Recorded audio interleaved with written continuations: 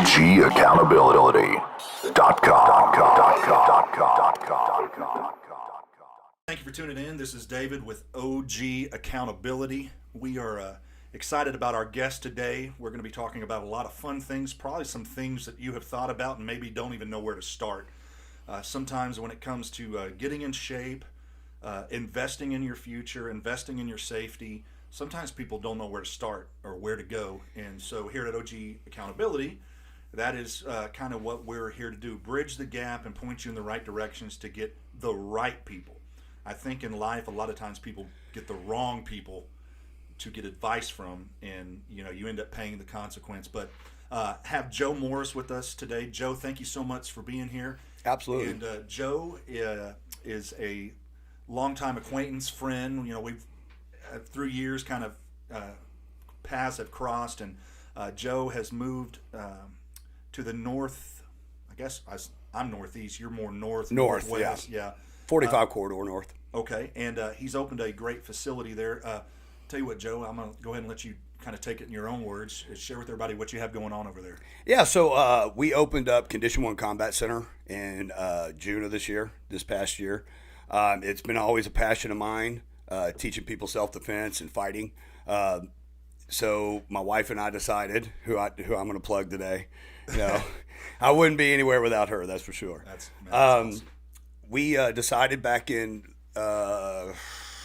May of 2021 that we wanted to start getting ready to open our own place.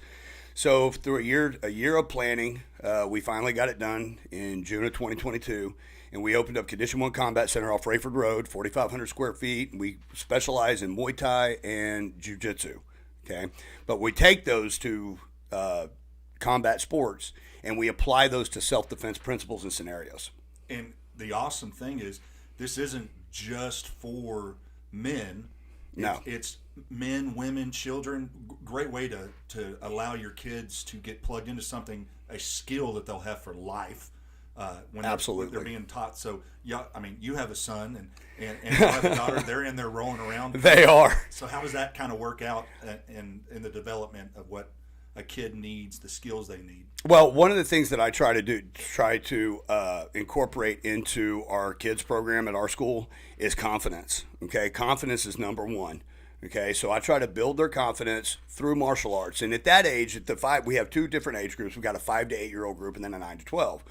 Well, in the 5 to 8 year old group, we really want to concentrate. They're not really ready for a class setting where you sit there and punch things over and over again.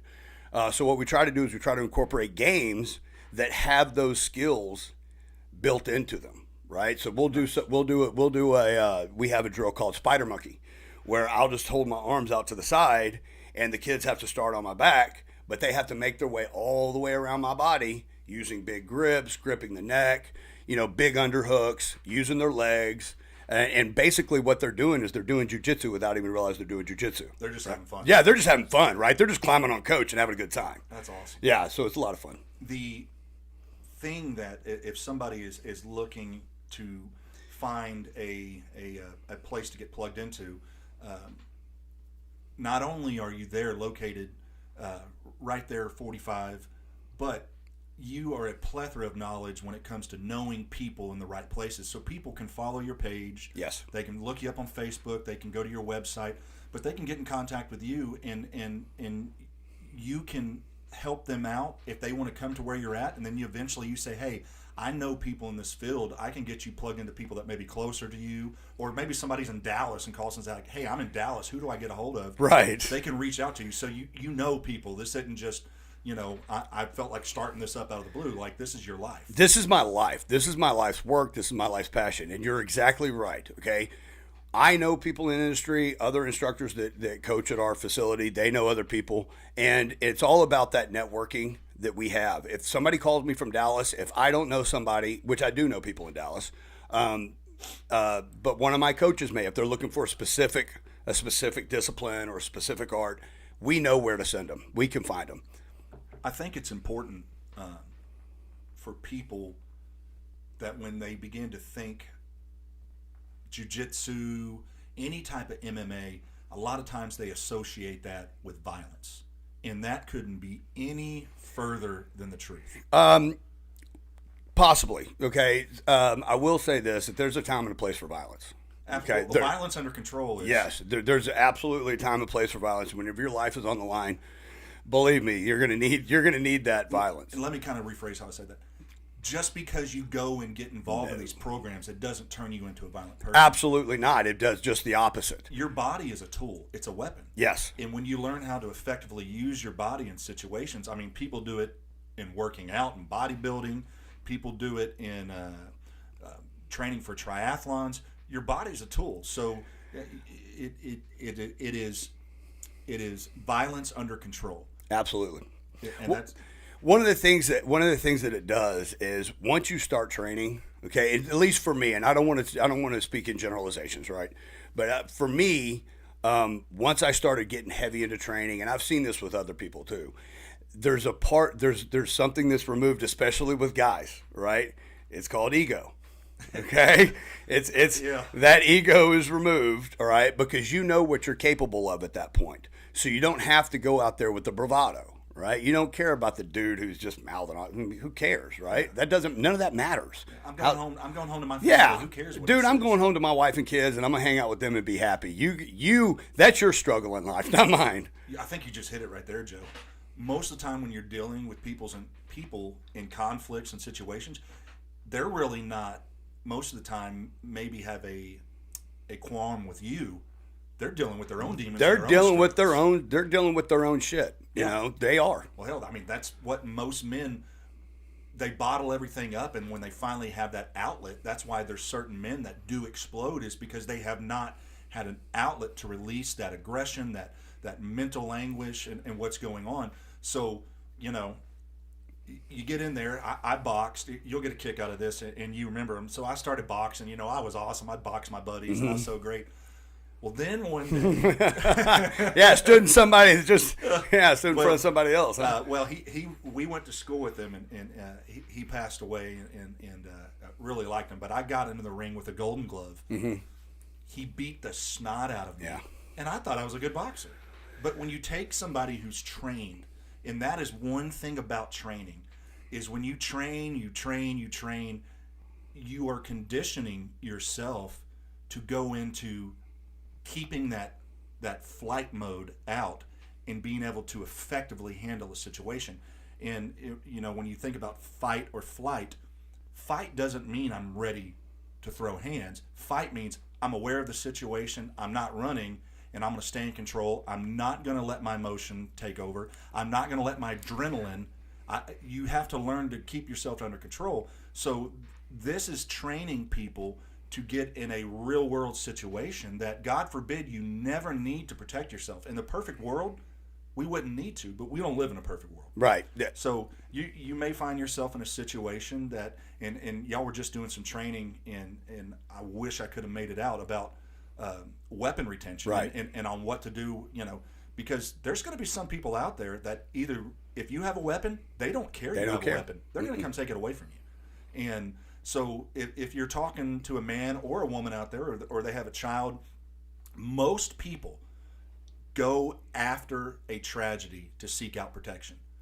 Most people buy a gun after they needed one. Right. Most people, you know, and God forbid somebody gets bullied and they realize, man, I'm getting bullied, and they go and they get training to not to go fight the bully, but I'm not going to let him hurt me anymore. Right. And so sometimes it takes something for people to make that step.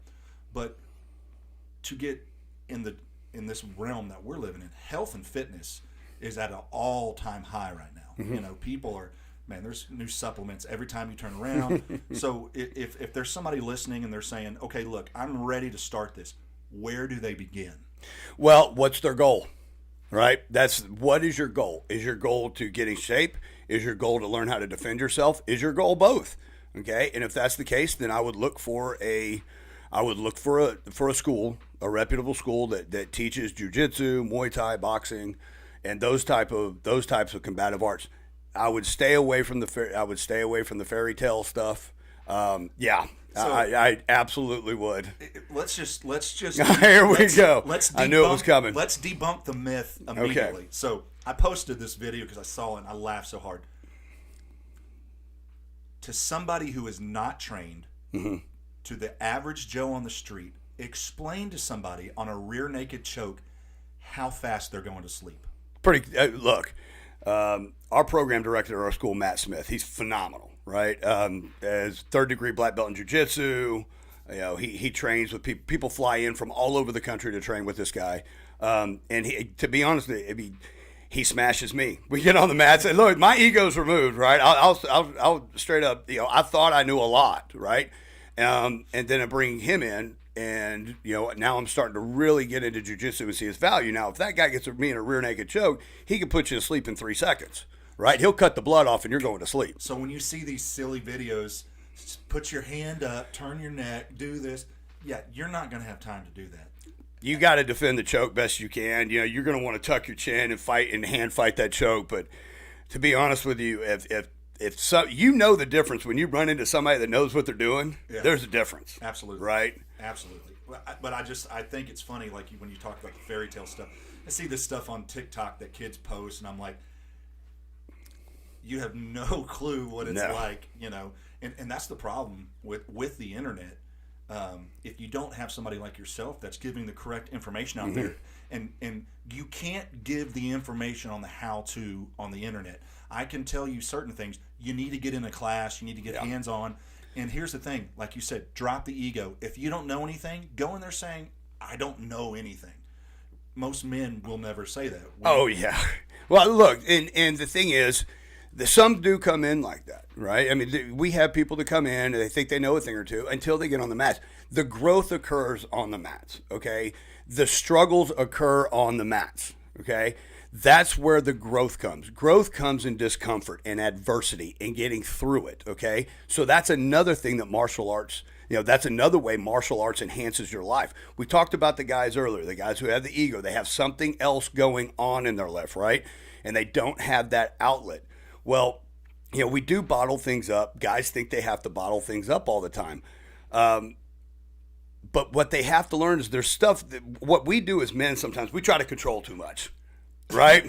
We do. I just had this conversation. We try to control everything in our environment, and it's impossible. It's never going to happen. And the more you try, the more frustration, the more anger you're going to have. There are just some things that you've got to give up to whoever and let them take care of it. I can be a control freak when it comes to, and I think honestly for the longest time, Joe, that's why I shut myself off, because I wanted to be able to control every attribute around me. Right. And it's all you're doing is spinning your wheels and making yourself unhappy. It's not going to happen. No. People are going to live their lives, and once you start recognizing your struggles and what you're going through, man, everybody else's junk kind of disappears because you realize I'm responsible for my bowl and my bed. Yes, absolutely, 100%. You just nailed it on the head. Stop passing responsibility off to somebody else. Okay, stop doing that. And that's where you mentioned it earlier, the internet and TikTok, and that's where a lot of this is coming from, right? People see the followers on TikTok. They got 500,000 followers on TikTok. They're making all this money doing that. Why can't I do that, right? And then it leads to this sense of entitlement, right? Like, I don't have to work hard. I don't have to put any hard work or industry in to become famous. Everybody's wanting to be famous. Everybody wants to be internet famous now. Yep. And it leads to this entitlement syndrome. I look at it as social media heroin, right? That's exactly what it is. Exactly what it is. It's social media heroin. They got to get their fix, right? And now, granted, I think technology is important. I think we need it. But at the same time, I think it has really dumbed down our future generations. It's making them believe they don't have to work hard and they just deserve it. And nobody deserves anything. You are going to, everything you get in your life, unless you were born into a situation where you had that silver spoon and the opportunity, there's still going to be things that you have to make for yourself. Yeah. One of the things that, looking back now that I'm in my 40s and just had a guest, Danny Carpenter, mm-hmm. and I asked him about life, and he was explaining things he went through, and he said that he went and he found an old Super 8 video that didn't even have sound, mm-hmm. and he watched it, and it was him when he was 23 years old, 50 years ago, in his engagement party, and he said, I hated the punk I saw on screen. Oh, 100%. I'm like, I'm not the only one that feels that way. No. I look back at when I was younger, my thought process, how I dealt with things, people. I mean, Well, look,